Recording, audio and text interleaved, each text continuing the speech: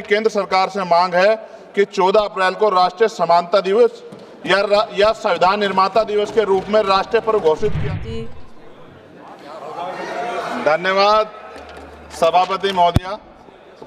भारतीय संविधान निर्माता, भारत रत्न से सम्मानित सामाजिक न्याय के प्रतीक और करोड़ों शोषितों, पीड़ितों व महिलाओं के उद्धारक परम पूजनीय डॉक्टर बाबा साहब अम्बेडकर जी की जयंती जो प्रतिवर्ष 14 अप्रैल को मनाई जाती है, बाबा साहब का योगदान केवल एक वर्ग विशेष तक सीमित नहीं है, बल्कि उन्होंने संपूर्ण भारतीय समाज के पुनर्गठन में अभूतपूर्व भूमिका निभाई है।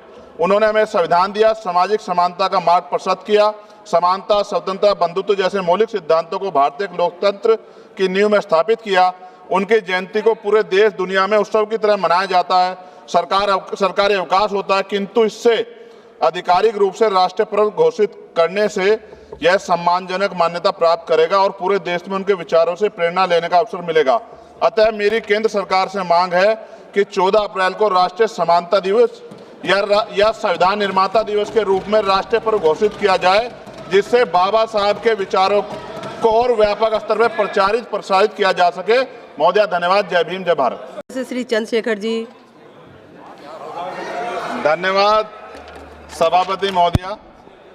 भारतीय संविधान निर्माता, भारत रत्न से सम्मानित सामाजिक न्याय के प्रतीक और करोड़ों शोषितों, पीड़ितों व महिलाओं के उद्धारक परम पूजनीय डॉक्टर बाबा साहब अम्बेडकर जी की जयंती जो प्रतिवर्ष 14 अप्रैल को मनाई जाती है, बाबा साहब का योगदान केवल एक वर्ग विशेष तक सीमित नहीं है, बल्कि उन्होंने संपूर्ण भारतीय समाज के पुनर्गठन में अभूतपूर्व भूमिका निभाई है।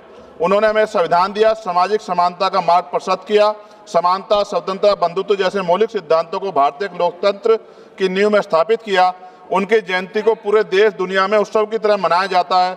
सरकारी अवकाश होता है, किंतु इससे आधिकारिक रूप से राष्ट्रीय पर्व घोषित करने से यह सम्मानजनक मान्यता प्राप्त करेगा और पूरे देश में उनके विचारों से प्रेरणा लेने का अवसर मिलेगा। अतः मेरी केंद्र सरकार से मांग है कि 14 अप्रैल को राष्ट्रीय समानता दिवस या संविधान निर्माता दिवस के रूप में राष्ट्रीय पर्व घोषित किया जाए, जिससे बाबा साहब के विचारों को और व्यापक स्तर पर प्रसारित किया जा सके। महोदया धन्यवाद। जय भीम, जय भारत।